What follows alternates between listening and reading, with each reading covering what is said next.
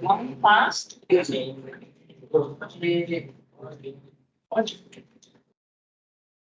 today we look at chapter 2, a new chapter.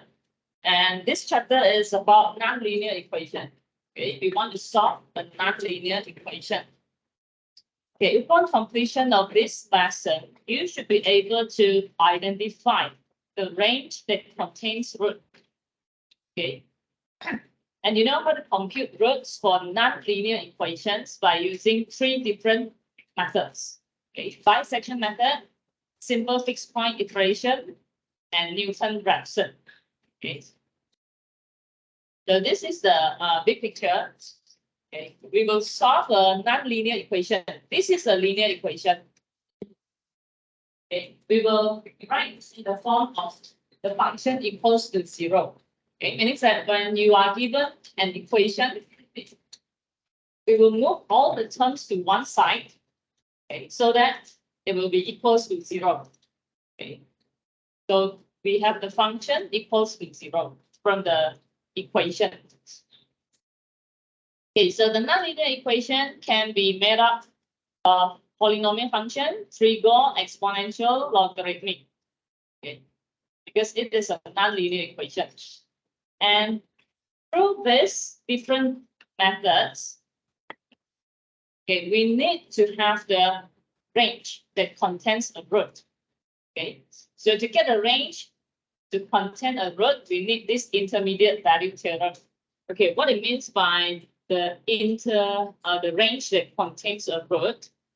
I give one example. Okay, let's say you have a curve. Okay, and okay, for example, this one. Okay, this is a curve, and this is the roots. Okay, this is what we want to find. Okay, this is called roots. The curve that intersects the x-axis. So to start to find for the roots, because normally we don't sketch the graph. When you are given a nonlinear equation, we don't sketch the graph. Okay, it's not that easy for you to sketch a nonlinear equation, a nonlinear graph. Okay, so I give you a picture now. Okay, this is a curve. So we have to find an interval that contains the root to start to iterate and find for the root. This is the initial interval. Okay, so back to the slide. Okay, we need to find the range that contains a root. This is what it refers to, AB. Okay. And how to get it? We have to use the intermediate value theorem. Maybe you have to apply the intermediate value theorem.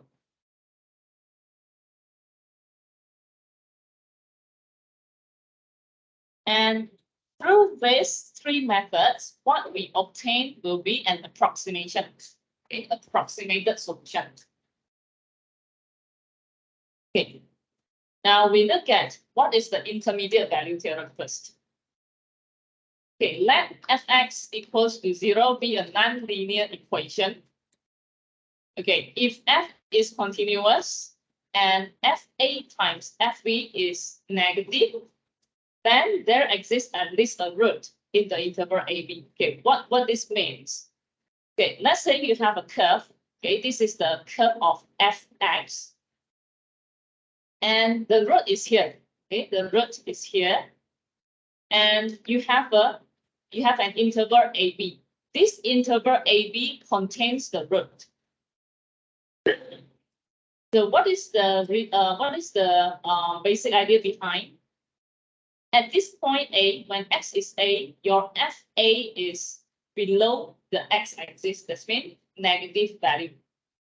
Okay, and when x is B, your F value is above the x-axis. Okay, that means this is positive value. This is negative value. Okay. To know whether the range has the root, we just evaluate the f for A and B. Okay, and one must be positive, one must be negative. Then we can conclude at least there is one root in that interval. Okay, it must be one negative, one positive. Okay, or if your graph is something like this, then your FA is positive, FB is negative. Okay, that's why FA times FB, it must be negative. Okay, in order for us to conclude that the interval AB contains the root. Why we say at least one? Okay, at least one, because if you have this kind of graph, this kind of graph from A to B, you have three roots. Okay, because FA is negative, your FB is positive. Okay, one negative, one positive, that means in between this interval, there must be at least one. Okay, at least one. Okay, so when 2 points are connected by a curve, okay, when 2 points are connected by the curve, 1 point below and 1 point above the x-axis, then there will be at least one root where the curve crosses the x-axis. Okay, this is the idea of intermediate value theorem. Okay, so actually without sketching the graph, we know whether the range contains a root. Okay, by using FAFB. You just need to compute for FAFB. One positive, one negative, that means there is a root, okay, at least one root in between. If we look at this example, given this function, use intermediate value theorem to find the interval that contains the negative root. Okay, there are two ways to identify, okay, the interval that contains the root. The first one is try and error. Okay, try and error.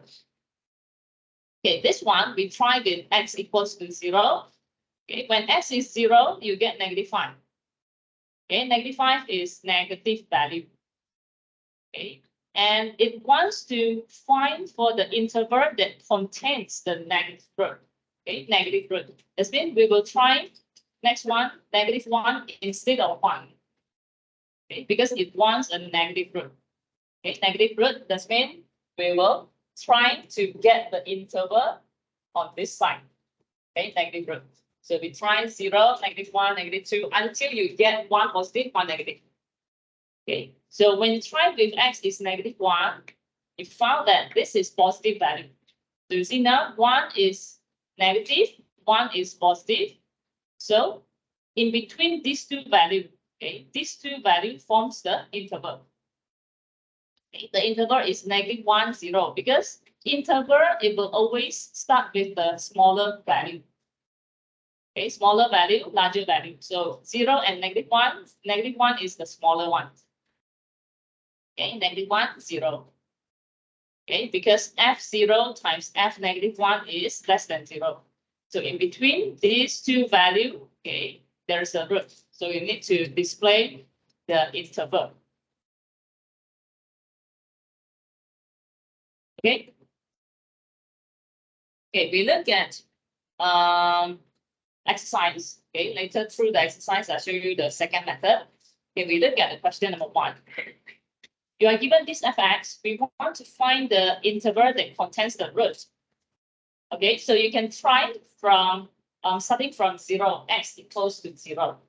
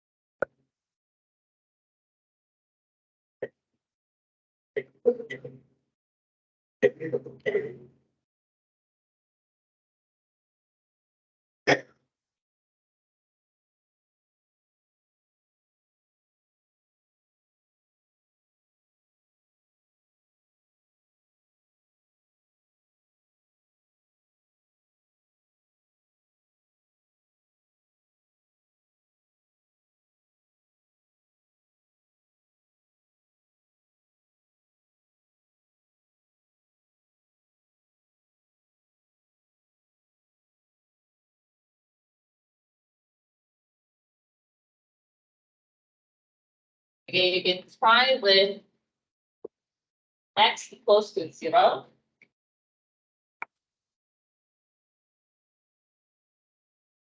When x is 0, you have 3. Okay, 3 is positive. Okay, then next you will try with 1 or negative 1. 1 or negative 1. We will try with negative value. Why negative value? Because if you use 1, you get positive. If you use 2, you still get positive. Okay. Whenever x is positive, you get positive value. Here we have already got a positive value. We want to find for the negative value of x. So we try with negative x, negative 1. So when x is negative 1, what do you get? You get 1. Okay, negative 1 minus 1 and then plus 3. You get 1. Still positive. Okay, we test with negative 2. So you get 7. 7. Negative 8. Negative 10. Plus 3. Negative 7. Negative 7. So negative 7 is negative. Okay, so this is what we want. 1 positive, 1 negative. So the interval is negative 2, negative 1. It comes from the x. The smaller one is negative 2. Okay, the larger one is negative 1. So this is the interval that contains a root for this non-linear equation.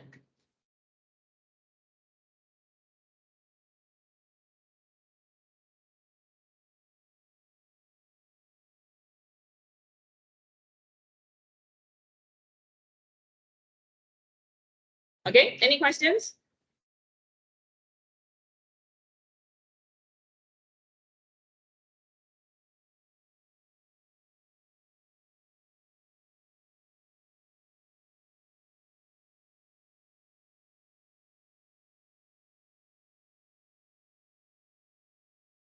Okay, now I show you another method, graphical method. Okay, graphical method, because your fx equals to 0. Okay, fx equals to 0. Means that x cubed plus x plus 3 is 0. Okay, fx 0. So here we can have this equation. Okay, we can have this equation. So this one, we sketch this y equals to x cubed, and we sketch another one, y equals to negative x minus 3 on the same graph. So the intersection point, it gives you the root. Okay.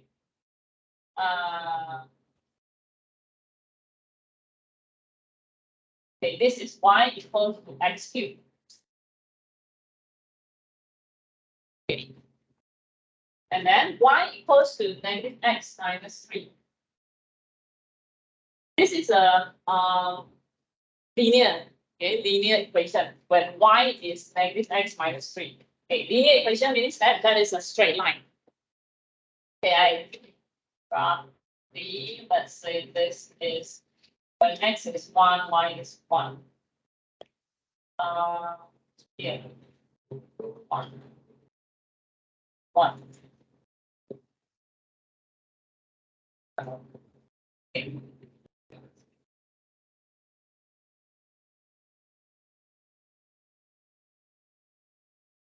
Okay, to sketch y equals to negative x minus 3, we use 2 points. Okay, let's say y equals to negative x minus 3. When x is 0, y is negative 3. Okay, when x is 0, y is negative 3. Okay, 1 point, and then another point when, let's say, negative 2. When x is negative 2, what is your y?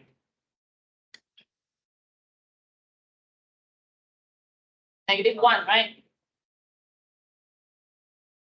When your x is -2, you have +2 minus 3, which is -1. Okay, -1. Get -1. When x is -2, you get -1. Okay, somewhere here. Okay, so we join these 2 points. So this is the y equals to minus -x. Okay, and the intersection point here, this one, is the root. This is the root. Okay, if you sketch, follow the scale, the proper scale. Suppose you should get the, we know that the range is -2, -1. But because I just roughly sketch, I'm not sure whether this is here or should be here. So we confirm this by using the intermediate value theorem. So we substitute -2 and -1 to see whether it gives 1 positive, 1 negative value. Okay, to confirm that that is the interval. So when f is -2, this one, this is your fx. Okay, when f is -2, you get -7. When f is -1, you get 1.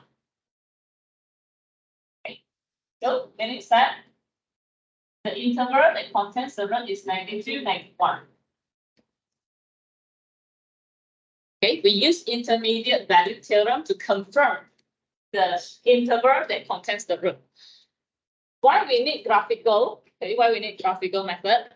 Because here, there is a possibility where after you test with 0 and then you test with 1, 2, 3 until 50, you still get the same sign. That is possible, right? So until when we have to stop, we don't know. By using a graphical method, we can roughly know. We roughly know the value should be from -3 to -1. Okay, from -3 to -1. Confirm the root is here. Then we just try that few values using the intermediate value theorem to confirm the interval. Okay, this is faster, but this one you need to know how to sketch the graph. Okay, any questions? Yeah, how to do anything negative? You can use any value. If you don't want to use -2, you can use -1. -1, that means -1 minus 3. That means 1 minus 3, you get -2. So when x is -1, y is -2. So the point is here, you just join the 2 dots, okay, 2 dots with 1 straight line. Okay, this is how we sketch a linear graph. Okay, this is linear times 1. This is linear because this is x out of 1. Okay, a straight line. Okay, any more questions?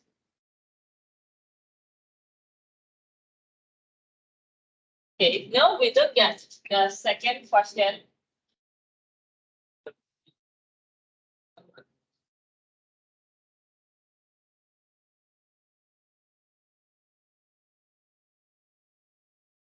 X equals to 2 sine x.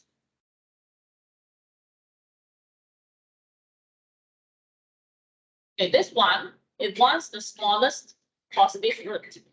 So this one we can sketch. Okay, we can sketch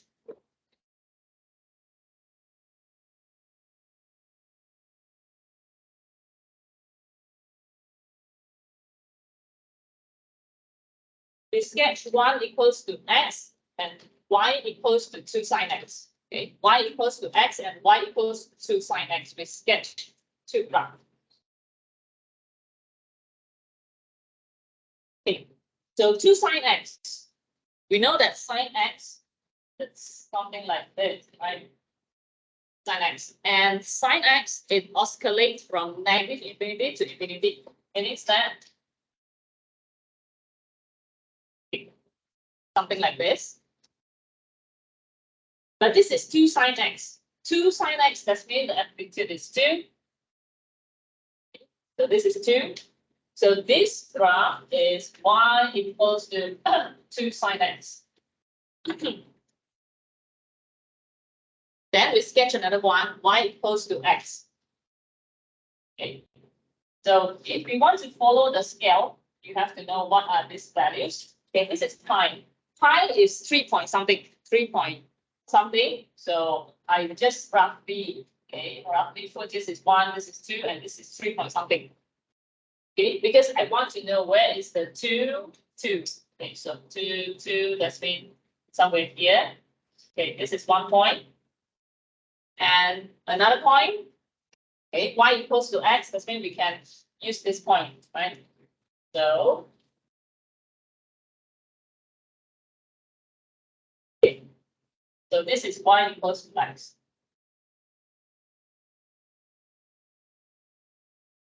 So there are 3 intersection points, okay? 3 intersection points between these 2 curves. Okay, this is not the one. This is just to sketch for the y equals to x. The 3 intersection points are here. So there are 3 roots. Okay, there are 3 roots for this. According to the question, we want to find for the smallest positive root. Smallest positive. 1, 2, 3. Which one is the smallest positive root?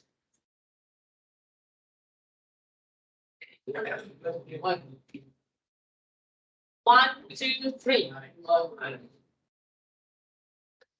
This one. This is not positive. This one. This is not positive. Remember, this 0 is not positive and 0 is not negative. So the smallest positive will be this one. Okay, 0 is not positive. It wants a smallest positive.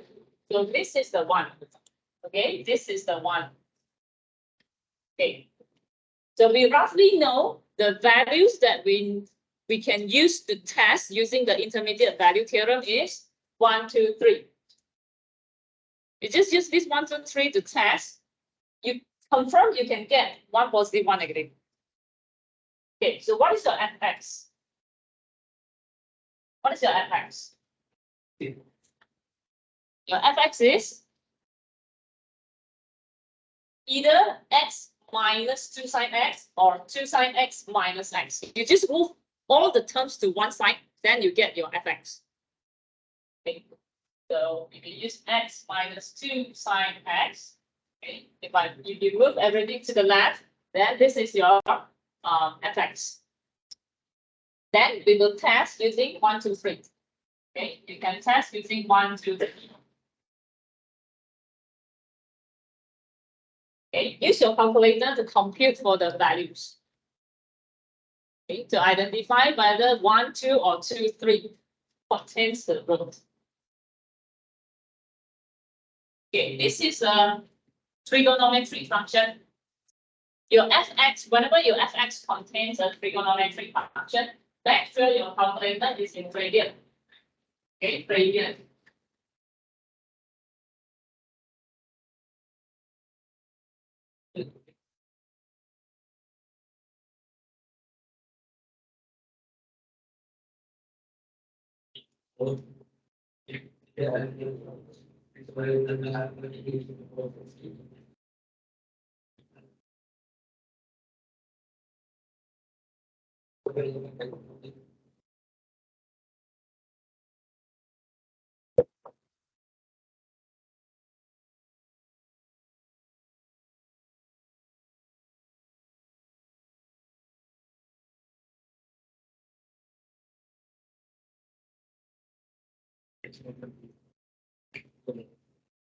Well, sign for your attendance.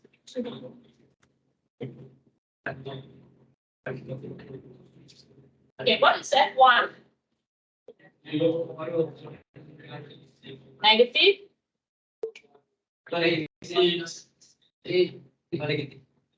Oh, not negative. Yeah. 0.96. Yes. 0.965.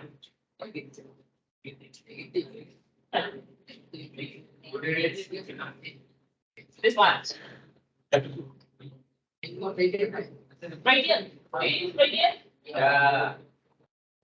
Negative 0.6839. Nine. What about others? Do you get the same value?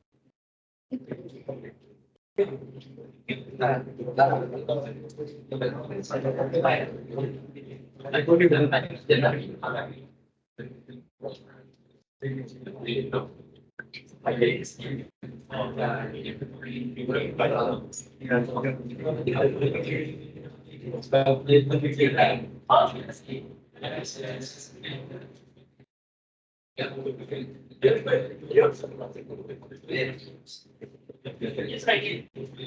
Yeah.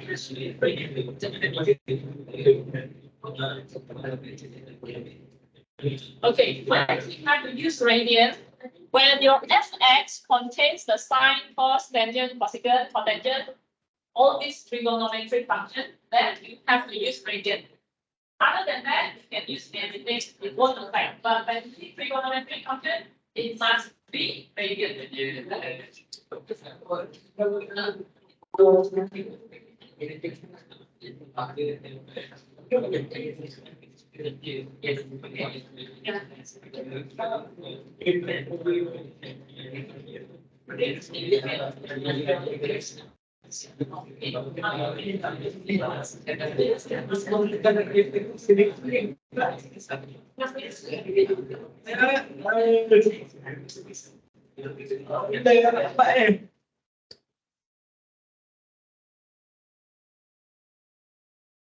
Okay, what is the F2? 0.58 1814. 1814. Okay, so one negative, one positive. We don't need to compute for F3. So means that the interval that contains the root is 1, 2. So if your fx is 2 sine x minus x, you will get 1 positive, 1 negative. Still, the solution is still the same. The interval is still 1, 2.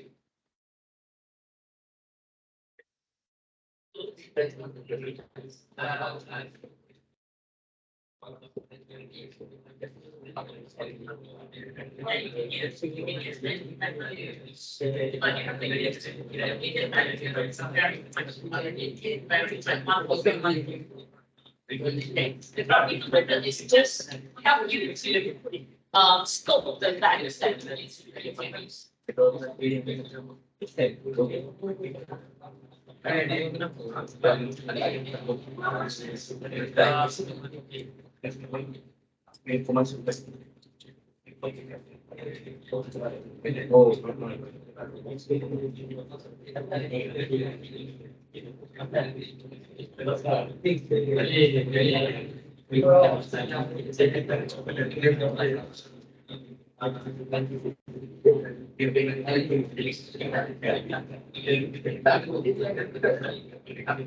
Okay, next we look at the first method. Okay, the first method to start a nonlinear equation.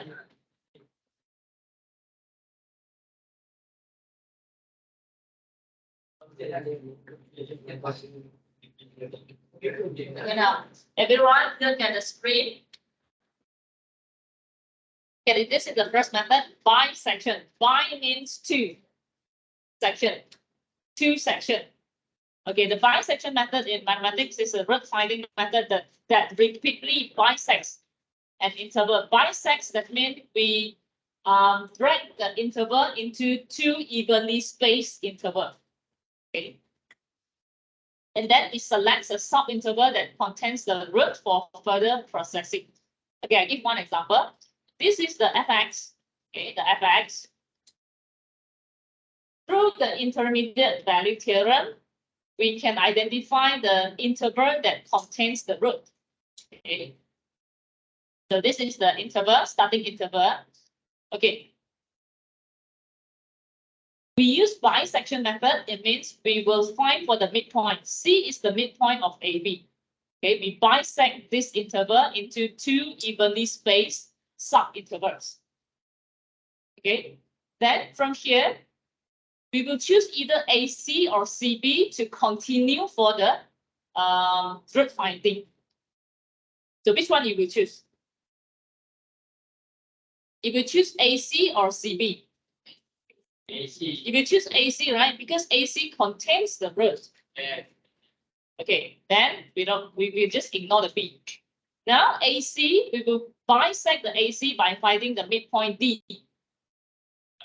Okay, so in between AD and DC, which one you will choose? DC, because DC contains the root.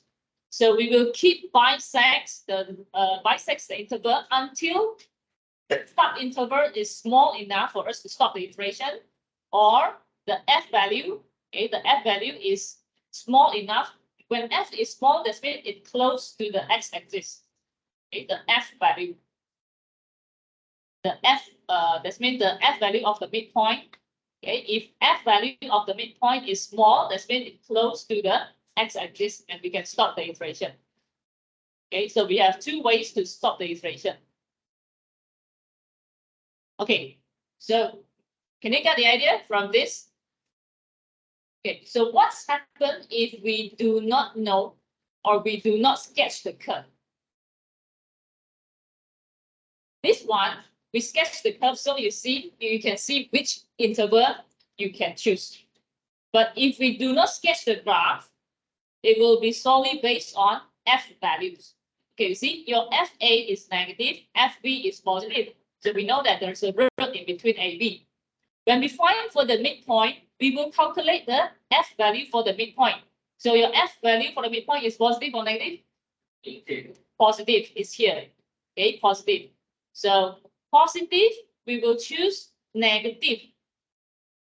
Okay, instead of positive, positive. Okay, this one is positive, this one also positive. We won't choose both positive. We will choose one. This is a C. Okay, the midpoint. We will look at a C midpoint. The midpoint is positive. Then we will choose negative to match with it. Because one negative, one positive, there is a root in between. This is how we choose. Okay, this is how we choose either A or B to continue. If we choose B, you see FC is positive, FB also positive. When both are positive, there's no root in between. So we must choose one positive, one negative. Okay, after that, when we find for the midpoint, okay, the value of midpoint is positive or negative now? Negative. Okay, it's negative here. So negative, negative, positive. We will choose negative and positive. Okay, we will always choose the midpoint. Okay, we will take the midpoint and we will choose either A or C. Okay, so we will choose, since this is negative, so we will choose the positive one. Okay, we will choose the positive one because one negative, one positive, that means there is a root in between this interval. Okay, so this is the basic idea of bisection method. Okay, because we will compute all the values in the table later. Okay, we won't sketch for the graph. Okay, so what you need to understand is we will always choose the midpoint to be the new interval, and then we choose either the A or B, okay, to form the new interval with C. Okay, so this is the flow. When you have an equation, we will write the equation in this form. We move all the terms to one side, and then we need to have an initial interval. So if the question provides you the initial interval, we will just use it. Okay. Otherwise, you have to find the initial interval based on the intermediate value theorem. Okay, then we have to compute the midpoint. Midpoint is computed through you sum out the AB and then divided by 2. You get a midpoint. Okay, then we will compute for the value of midpoint. Okay, as long as the stopping criteria is not being met, we will continue until once it is satisfied, we will stop the iteration. Okay, so these two are the stopping criteria. Either the range is small enough or the F value of the midpoint is small enough. Then we will stop the iteration. Okay, it will be stated in the question whether to use this one or this one. Okay, to choose the new interval, we will choose, okay, if FAFC is negative, that means we will choose the AC to be the next interval. If FCFB is the one that gives you negative value, then we will choose CB to be the next interval. Okay, we will keep on choose the new interval, compute for the midpoint, and then the new interval. And the interval will getting smaller. Okay, we look at the first example. Okay, find the root of this by using bisection method accurate to within this. Okay, this is the epsilon, and you are given 1, 2 as starting interval. Okay, give your answer correct to 4 decimal places, and we take this as the stopping criteria. Okay, so meaning that you have to compute for this table. Okay, A, B, the interval, and then the value of A, the F value of A and F value of B. Okay, then midpoint. Then the F value of the midpoint. Stopping criteria. Okay, the error. Okay, the error. Okay, so now I show you how to get the value first. Okay, this is your function. Okay, this is your starting interval. So 1, 2, 1. So 1, 2. Then substitute 1 into the given function here. 1 square minus 3, you get negative 2. And then you substitute this 2 into the function 2 square minus 3, you get 1. Okay, then midpoint. Midpoint is A plus B divided by 2. So A plus B, 3. 3 divided by 2, 1.5. Then 1.5, we put this into here. 1.5 square minus 3, you get the F value of midpoint.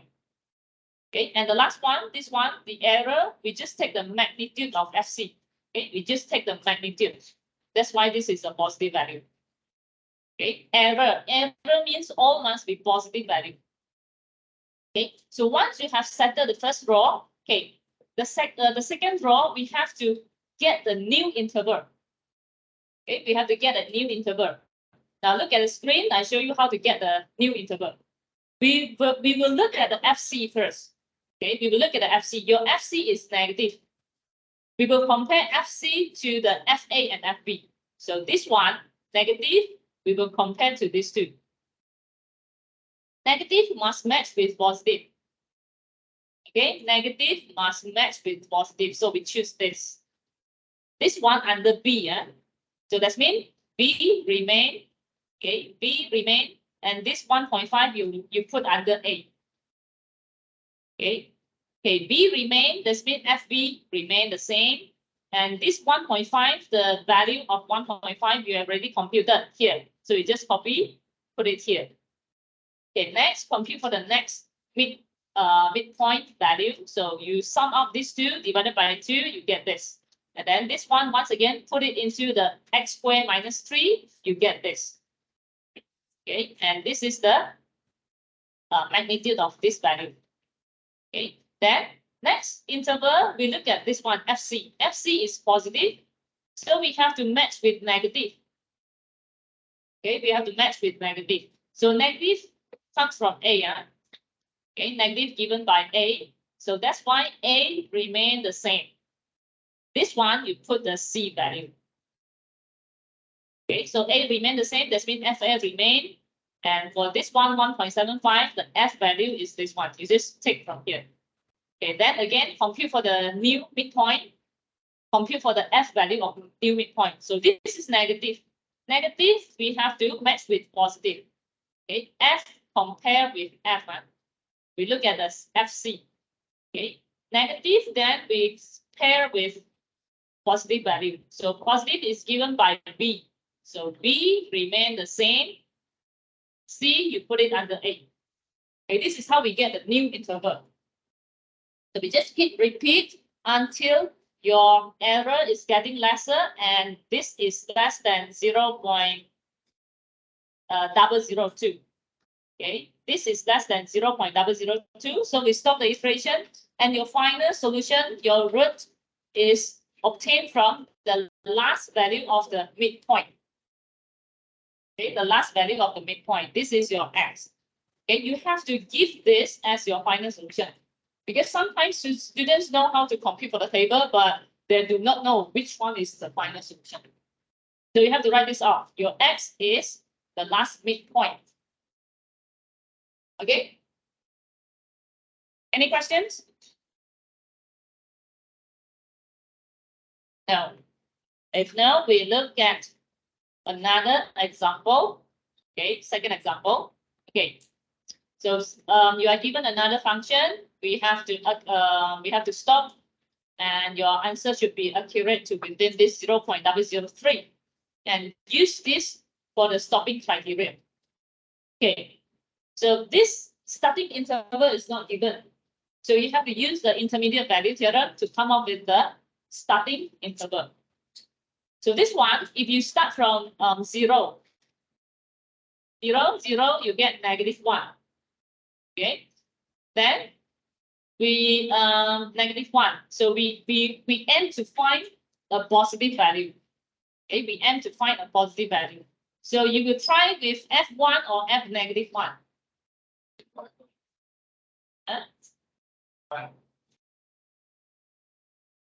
F0 on Fx is x to the power of 6 minus x minus 1. So F0 is -1. This is negative. We aim to get one positive value. So you want to test using 1 or -1. Yeah? You have to use 1. You have to use 1. Why we don't use negative? Because this is x power of 6. The value will be very big. When you use -1, you don't see the effect. But when this is -2, okay, when this is -2, x power of 6. Sorry, this is positive value. Yeah, you can use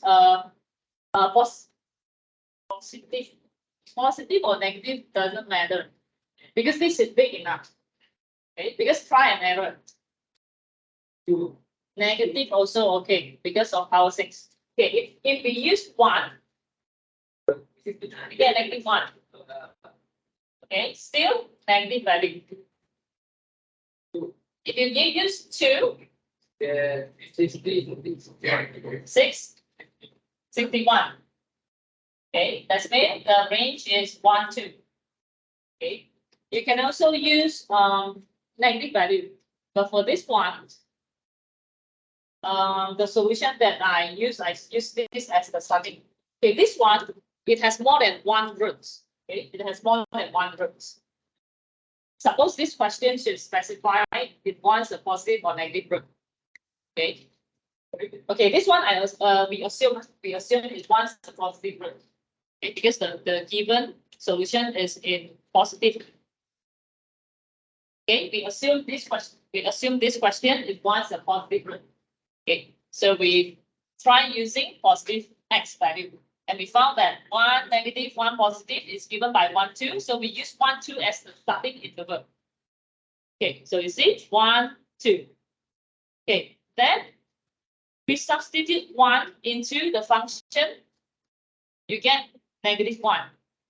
We substitute 2, you get 61. And then you find for the midpoint, then substitute 1.5 into this, you get this 8 point something.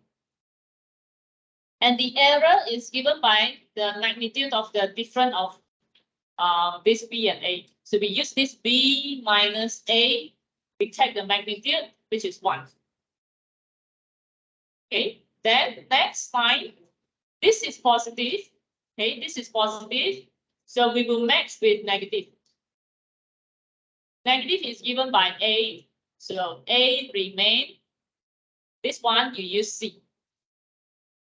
Okay, FA remain. So this is C. So this is your FC. You just copy and paste. Okay, next midpoint. Sum of these two divided by 2, you get this. And then substitute 1.25 into here.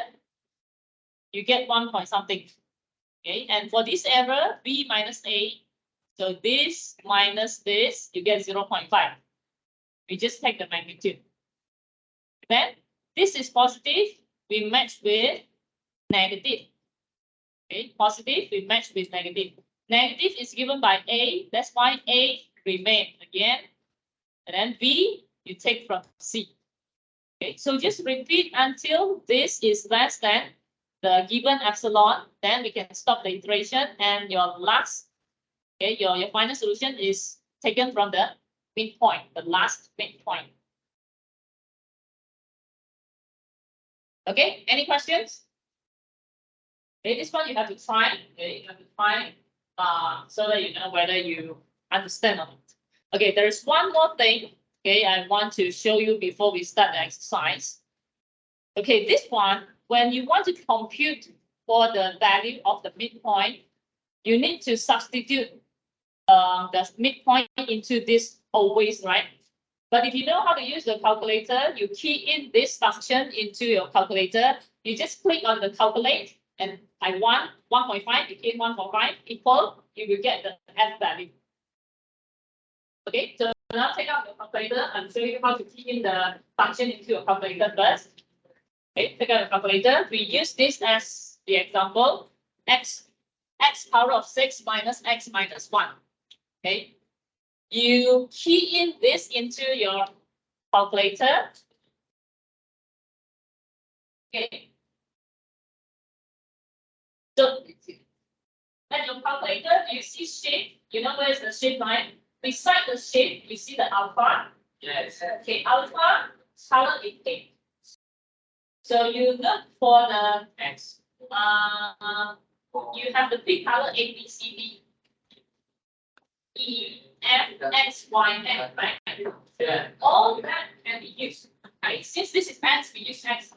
Okay, so you click on the alpha, click on the X, you see the X on your screen.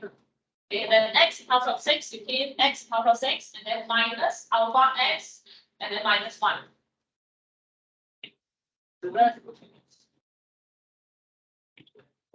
Okay.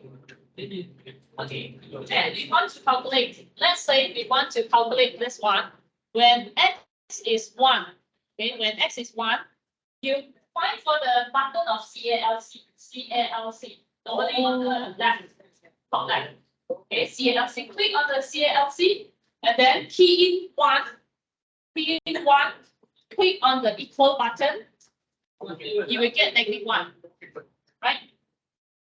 You get it? Okay, and then again, we want to calculate once again with 2. So you click on the calculate button once again, CALC, and then key in 2, and then click on the equal, you get 61. Right? Okay, now let's say we want to compute for the midpoint. You want to use your calculator to compute the midpoint. So we will click on the AC, clear the screen. Okay, clear the equation. You click on the AC. Okay, now you click, okay, 1 plus 2 and then divided by 2, you get 1.5. Okay, you just click anything, okay, you clear your screen by click on the AC. So you don't see any equation up there, so you can use your calculator to calculate for the midpoint. Okay, now after that, we want to key in this 1.5 into the function just now. So how to call the function back?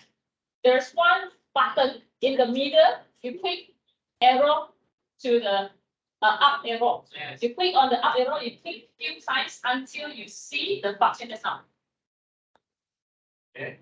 Okay, once you see the function just now, you click on the calculate button once again, CALC, and then 1.5, and then equal, you will get this 8 point something. Yeah.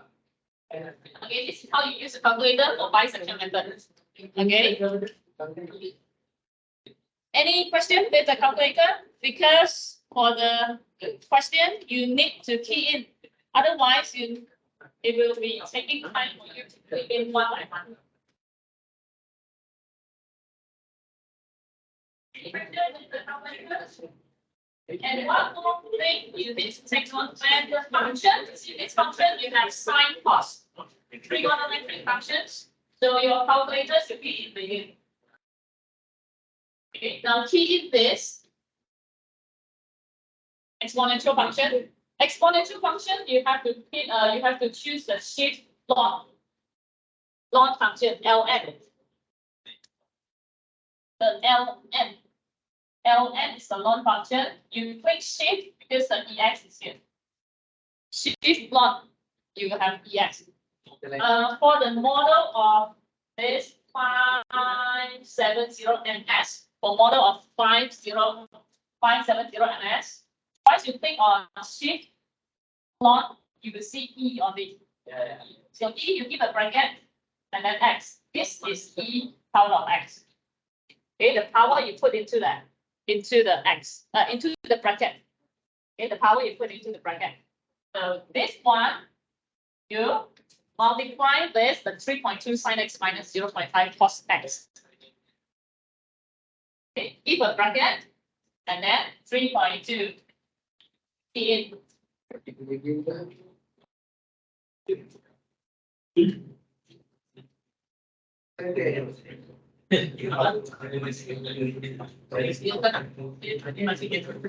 You have to use it not yes.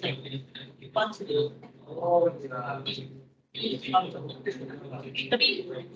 better for you to give a bracket yes. Because later on you need to have a bracket sign, which is true.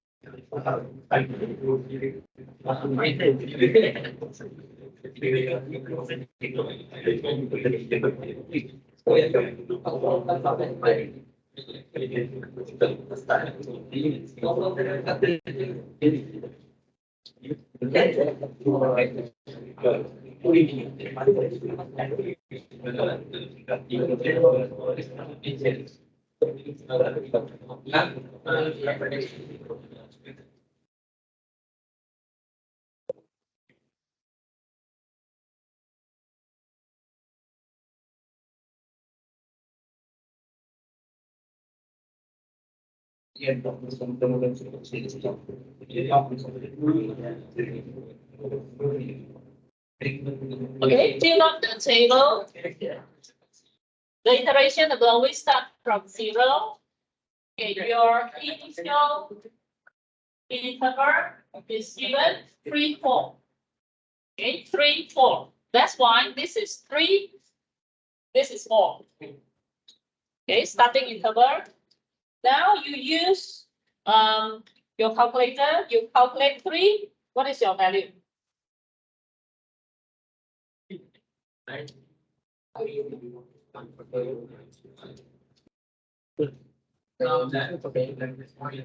you get 19.0126. If you get this, that means your function is incorrect. Okay, incorrectly.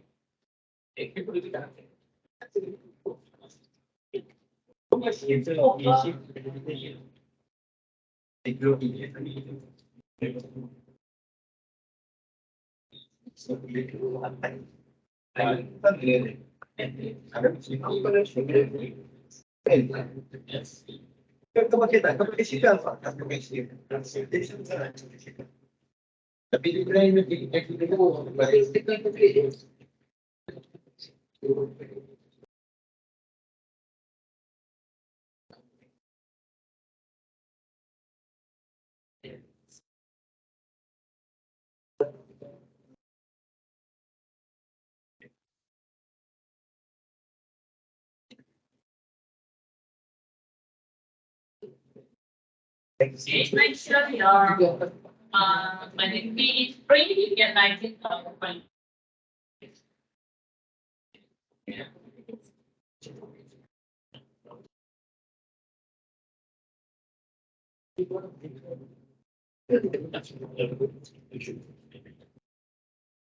Use 4 decimal places for your calculation.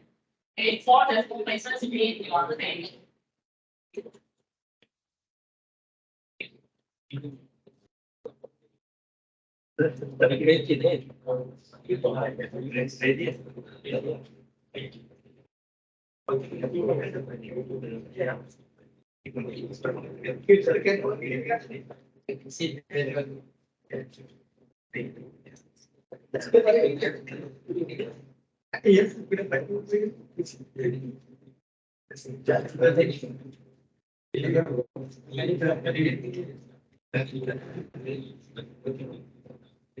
Okay, when x is 4, you should get a negative 114.3801. Okay, C is the midpoint. C is the midpoint. You just use A plus B. A plus B over 2. Okay, so that's mean 3 plus 4 divided by 2. Okay, so 3.5.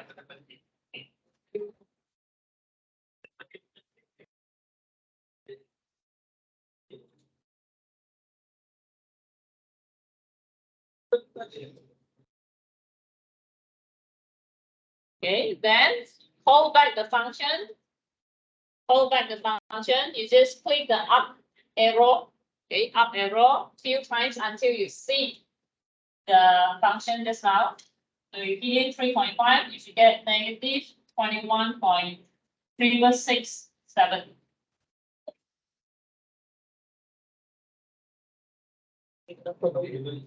Okay, and for the error, I just take the magnitude.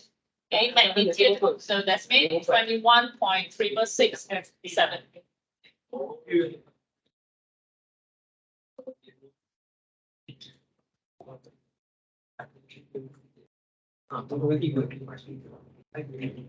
Okay, gradient. Okay, gradient.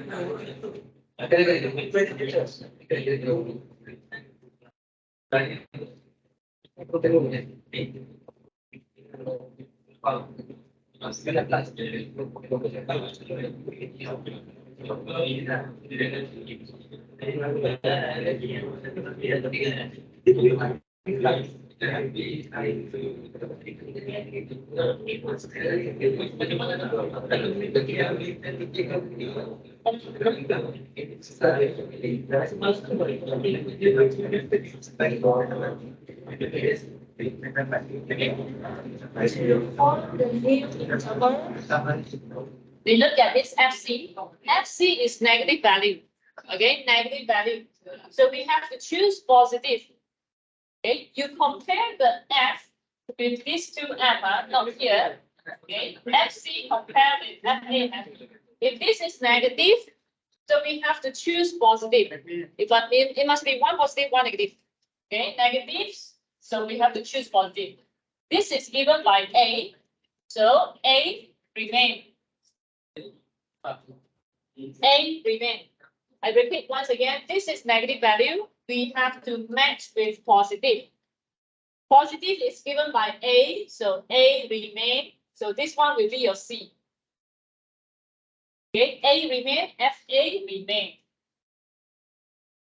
This one, 3.5, the value you have already been calculated here.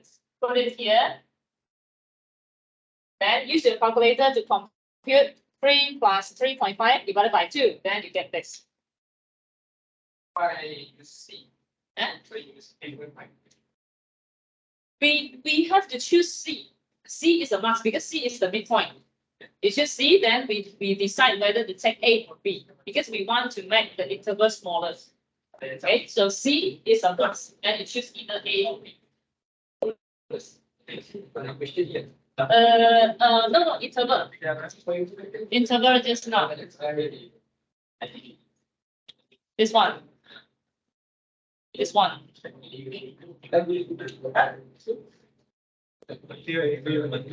this one from AB, we find for the midpoint. So now either AC or CB. So we have to take the midpoint must be taken. The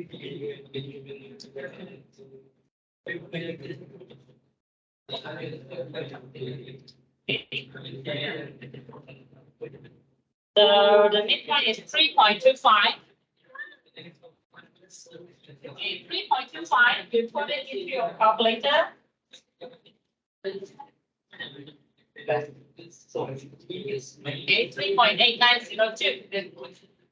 Right? So the magnitude of this still the same, 3.8902. And next iteration. Okay, next iteration. So now you look at your FC. Your FC is positive. Your FC is positive. So we have to match with negative. Okay, this is positive. We have to match with negative. Negative is given by B. So B remain. Your C, put it here. It all depends on your FC. Okay, it all depends on your FC value. Positive, then we match with negative. Negative given by B, so B remain. Okay, then C we put it under A. Okay, B remain the same as B remain. Okay, 3.25, the corresponding value is this. Okay, so again, compute for the midpoint. Just repeat the process until the error is less than 0.05.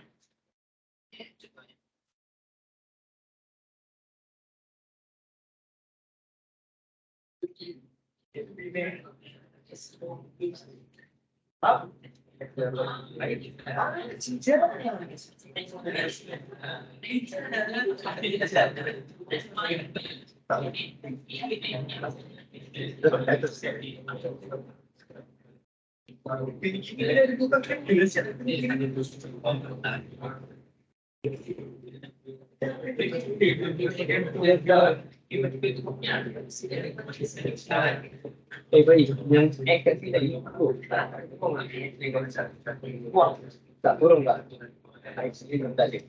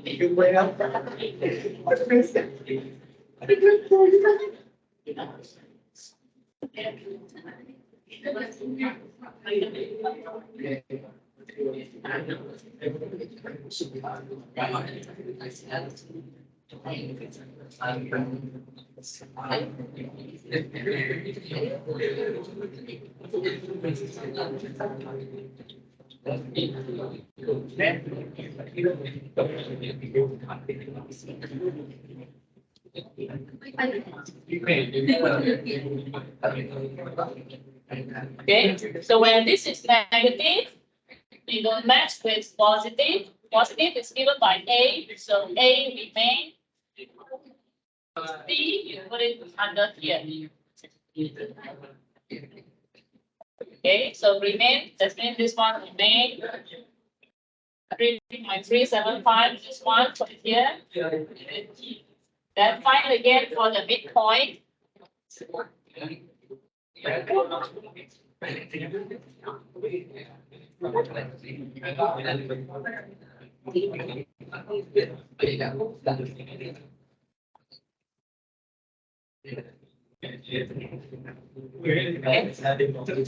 Value match with positive. Positive is given by A, so A remain.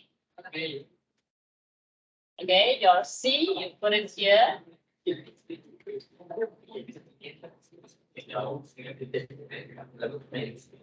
Okay, calculate again for the midpoint.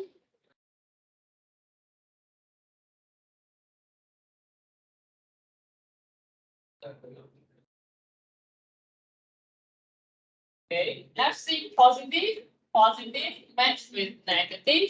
Negative is given by FB, given by B, so B remains. Okay, so with the C, you put it here. Okay, so C.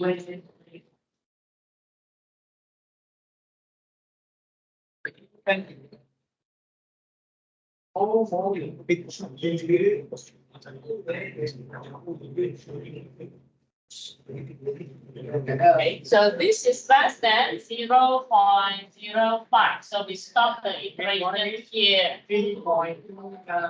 So your S is the midpoint. The last midpoint is 3.2969. Okay.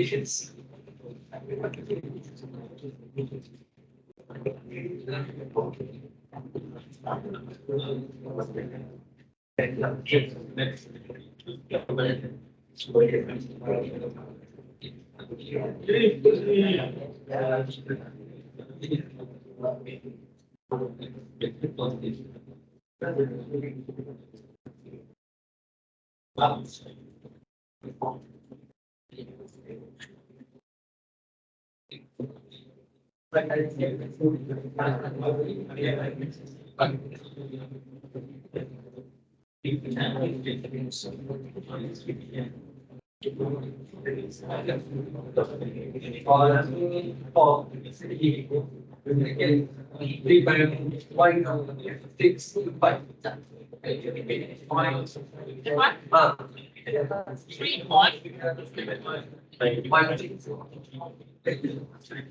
It's still correct. You get the same value here.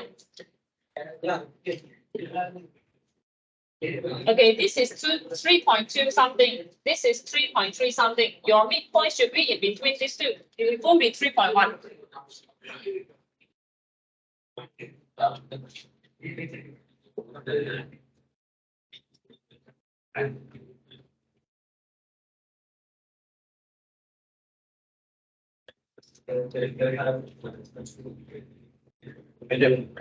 For the last answer, which means the less minimum for the midpoint between the Okay, when this is less than the epsilon, the last midpoint is the root. This is the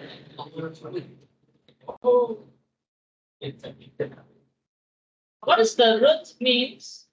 When you substitute this value back into the function just now, you should get approximately 0.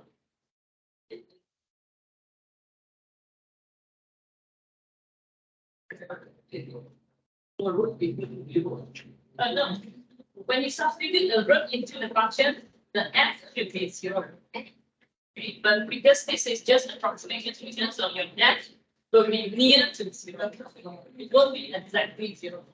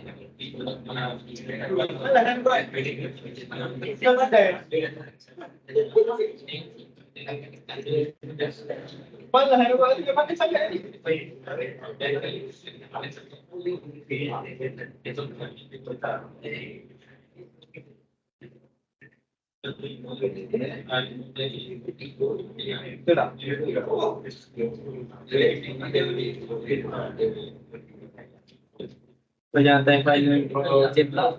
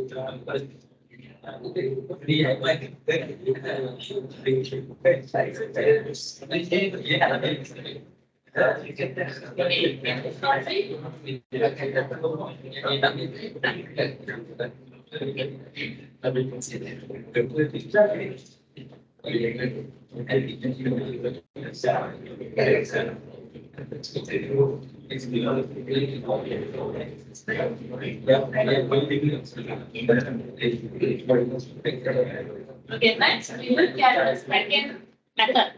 Okay, second method, simple fixed point iteration. Okay, now look at the screen. Okay, look at the screen. Okay, we look at the basic idea of this fixed point iteration method. So from a given nonlinear equation, we have to form this x equals to gx. Okay, we have to form this x equals to gx. Okay, so what is x equals to gx? Okay, so all is comes from fx, the function of fx. Okay, there are infinite ways to present an equivalent fixed point problem. That means actually there are infinite gx. Okay, there are infinite gx, but not all gx can be used. The gx that able to provide a solution is the gx that satisfies this condition. Okay, if your gx satisfies this condition, that means we can use that gx to get a solution. Okay, I show you how to get the gx first.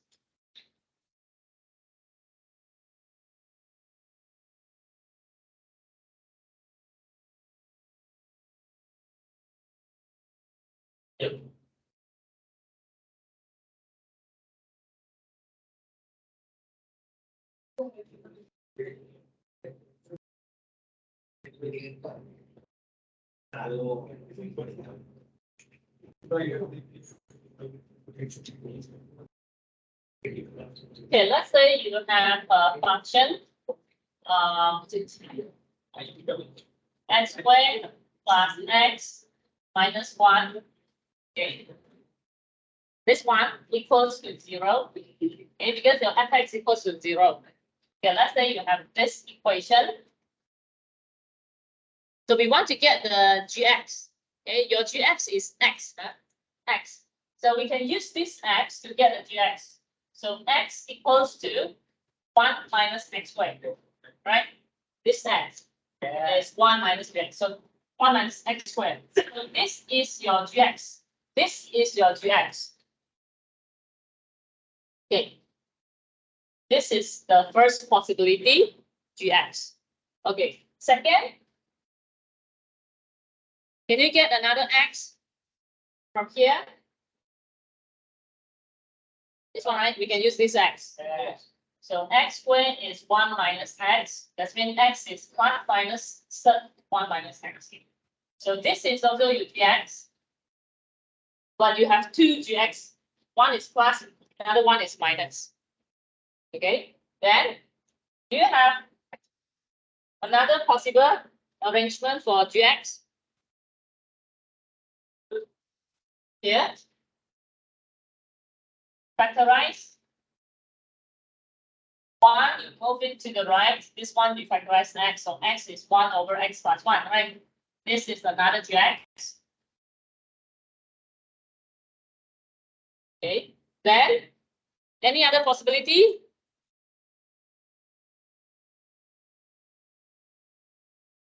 There are a lot of possibility. Okay, let's say we want this x.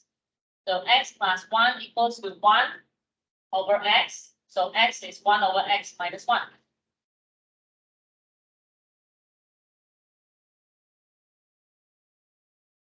Okay, then any other possibility?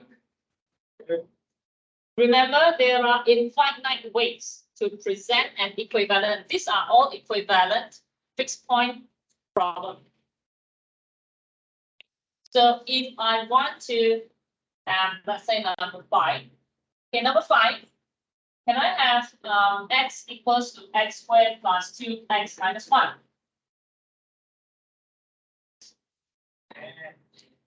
Because when you rearrange, you will get this back. All this, when you rearrange, you get this back. So this is another one. This is your gx. You can have infinite gx actually. So from all these gx,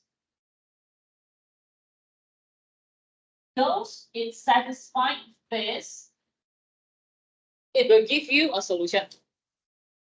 Okay, only the gx that satisfies this condition, it managed to give you a solution. Okay, so we will check. Okay, we will check the condition. This one means we differentiate. Okay, we differentiate the function. Okay, differentiate the function, and then we substitute the starting point. Okay, the difference between fixed point iteration and the bisection just now is bisection method. We use initial interval. But for this simple fixed point iteration, we use initial points. Okay, initial point instead of initial interval. Okay, I'll be back to this one first.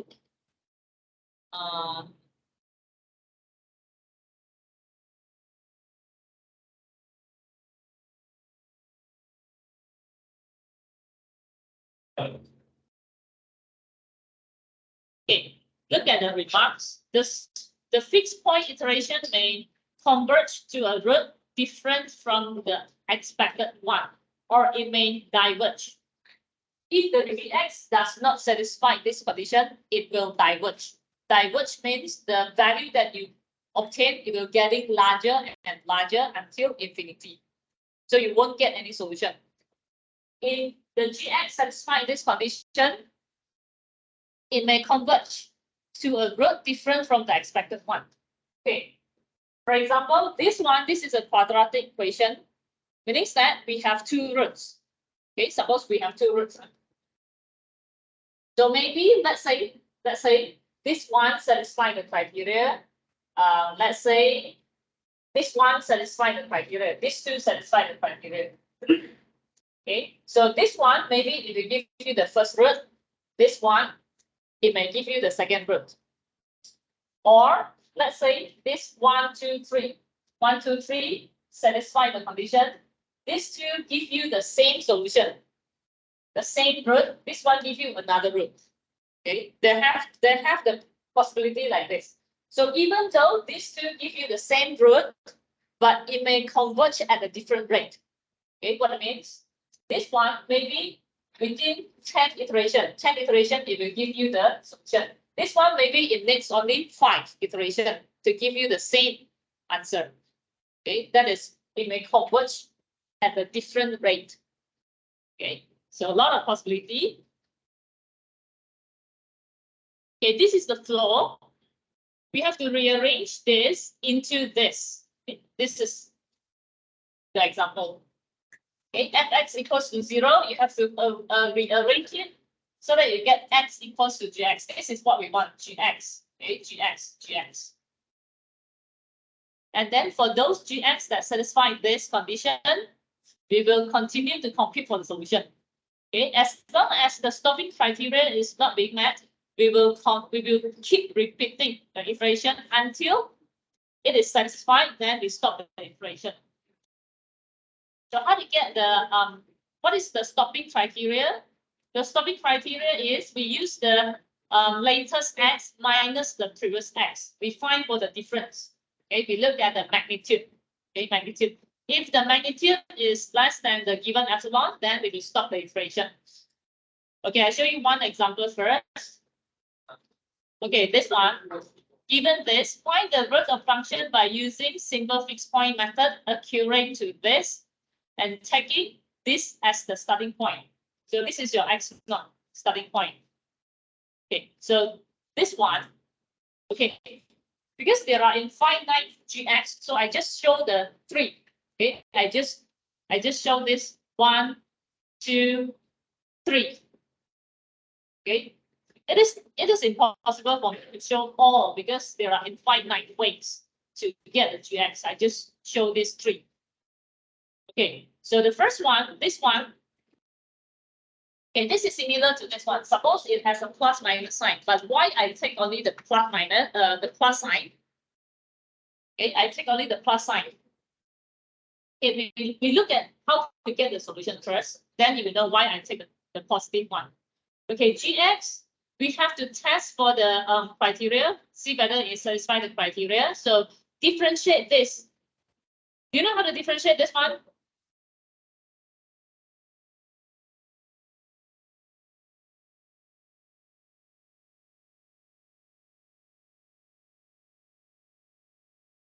Okay, your gx is 2x plus 3 to the power of half. So when you differentiate this one, 2x plus 3, and then this one minus 1 times differentiate this one, you get a 2. That's why you get this one to the power of half. This one to the power of half is actually this. But because of minus, this is 1 over. Okay, so this is your g prime. Then we have to substitute the x by x prime. X naught, the starting point is 4. Starting point is 4. We just take the magnitude. So you substitute x by 4, then you calculate, and the magnitude is 0.3. So 0.3 is less than 1. So meaning that this gx, it will give you a solution. It will give you the root. Okay, that means it can be used. This gx can be used.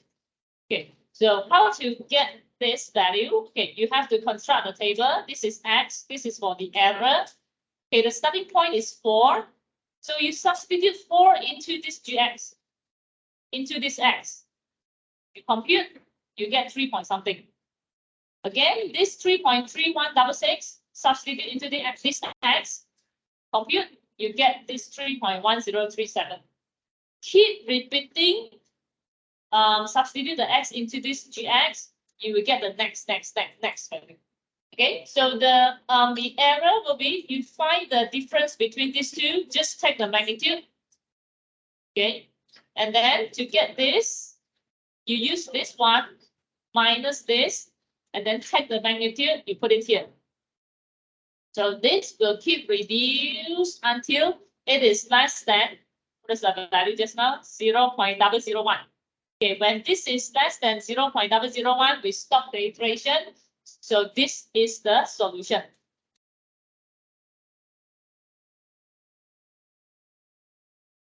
Okay. Okay. If you look at the next form, okay, next form of gx. Okay, this is another gx. So you differentiate, you substitute the x naught, and we found that this satisfies the condition. Okay. So we can use this gx. So from starting point 4, substitute 4 into here, get the 1.5, and then 1.5 substitute into x, you get -6. Okay, then you continue until the 11 iterations. Okay, after 11 iterations, you will get x equals to -1. Okay, this will getting smaller until less than 0.001. Okay. After 11 iteration, we stop. Okay. Now I give one example that it does not satisfy the condition.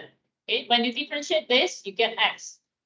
Okay. When x is 4, okay, when x is 4, 4 is not less than 1. So this gx, it does not satisfy this condition. Okay, meaning that you don't have to continue to construct this. This one, I just showed to you what's happened for this kind of gx. You see, when we substitute the values into the gx, this error, it will get larger. We are unable to obtain a solution from this arrangement. Okay, so whenever this is not less than 1, then we stop here. We know that this will not give a solution. Okay, because this gx is not a suitable form for simple fixed point iteration. Okay. Okay. I haven't explained why I use positive. Okay, when you have a positive and negative sign. Okay, imagine, let's say if we use negative, the one with negative sign, what's happened? When you substitute 4 here, so 8 plus 3, you get sub 11, negative sub 11. Okay, then you have to substitute the negative sub 11 into this x. Then you may get a negative value inside the square root. At one point, you will get a negative value inside the square root. So that's why you can't get to proceed, okay, with that case. Okay, but you have to try. Okay, you have to try so that you know whether you can proceed with the minus sign. Sometimes we have to use minus sign. Sometimes we have to use plus for the square root case. Okay. Okay. And normally, for this kind of question, student has problem with the differentiation part. Okay, let's say you have no idea on how to differentiate, how to check for the criteria whether it's satisfied or not, because you do not know how to differentiate the function. It's okay. You proceed to construct for the table. Okay, you proceed to construct for the table. You proceed to compute for the values. Through the computation, actually, you will know whether your gx is able to provide you a solution or not.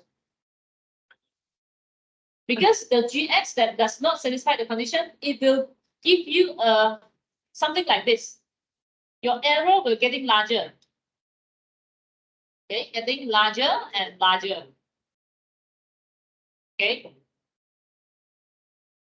So I don't want you to stop because you do not know how to differentiate the function. Because you know how to compute for the table, you know how to get the next value. So you just proceed to construct for the table for those who do not know how to differentiate. Okay. At least you can get the marks from this. Right? The marks, you have the marks here, here, here. But if you found that you do not know how to differentiate and you stop, you lose the marks here because you know how to compute for the table. Right? Through the computation, actually, you will know whether your gx works or not. When your gx is able to give you the values where the error is getting smaller, that means that gx works. It will give you a solution. Okay. Okay, I show you the first example. Okay, this one. Okay, this one I show only two gx. Huh? I show only two gx. Okay, the first is this x.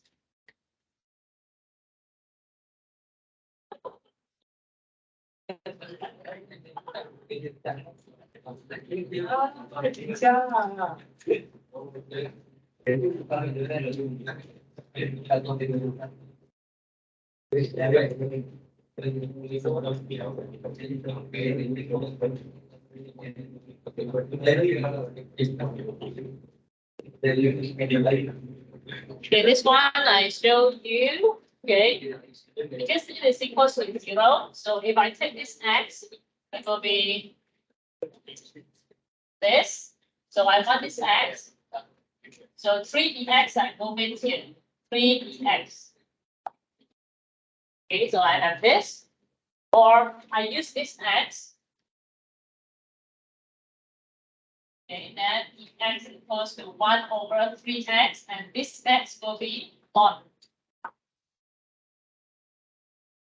Okay, so I have two gx now. This is the first gx. This is the second gx.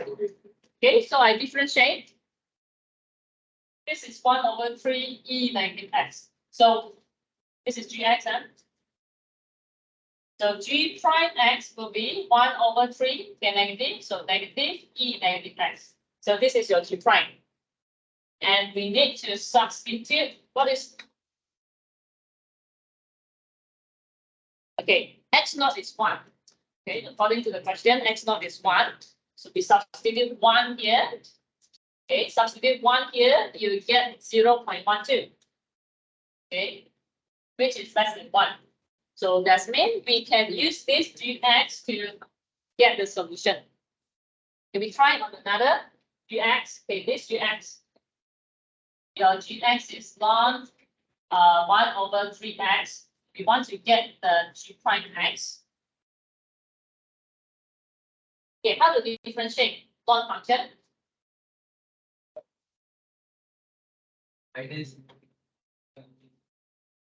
Differentiate ln function. Okay, when you differentiate ln function,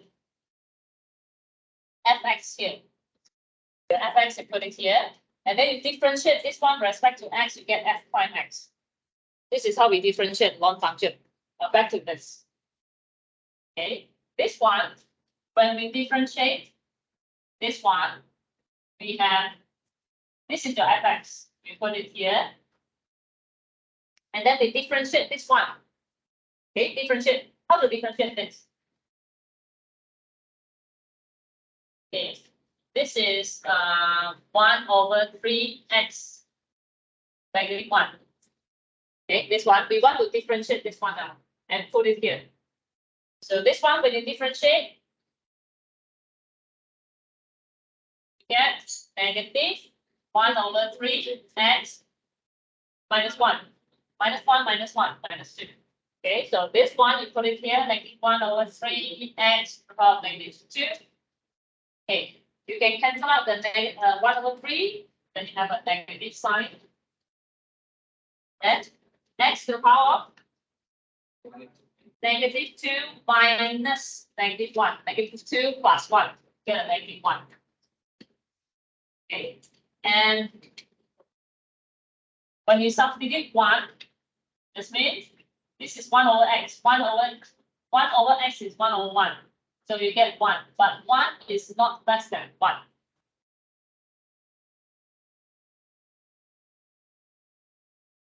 Okay, so that means we can't use this x. This x we can't use. We use this.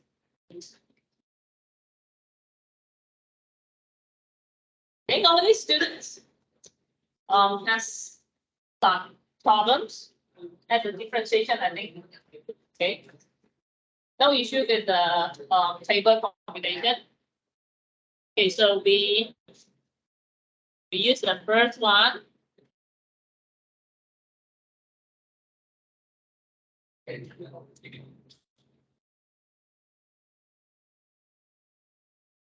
so we construct the table. Okay, starting point is 1, and then we substitute 1 into gx. This is another common careless mistake. Some students, they will substitute the value into g prime. Okay, remember your x must be substituted into gx, into this function. Okay, so you substitute the starting point 1 into here, and then you will get this 0.1226. And then 0.1226 substitute into this x, you get the next one 0.2949. Okay, then you compute for the error. Okay, The difference between these two is this. The difference between these two is this. Okay, take only the magnitude. The error, it will always be positive. Okay, and once this error is less than the given epsilon is 0.0001. Okay, when this is less than 0.0001, we stop the iteration, and this is the root. Okay, any questions?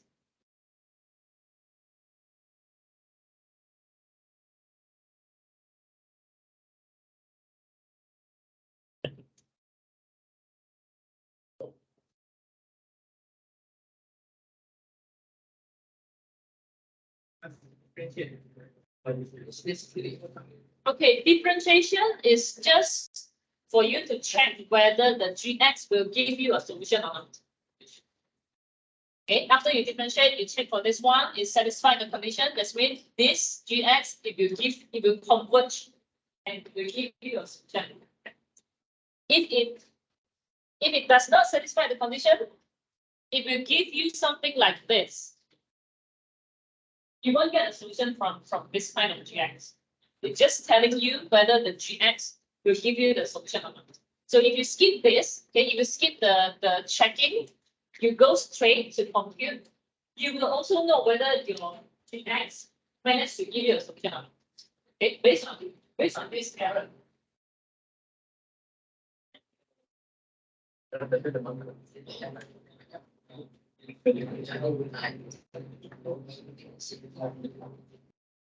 Okay, any more questions for fixed point, simple fixed point iteration? Okay, the exercise that we did to the next class. Okay, today, I think the pace of today is a bit fast, right? Okay, so we stop here. I leave the exercise to the next class. So we can revise a little bit before we go to the exercise. Okay, I'll see you on Thursday. Okay,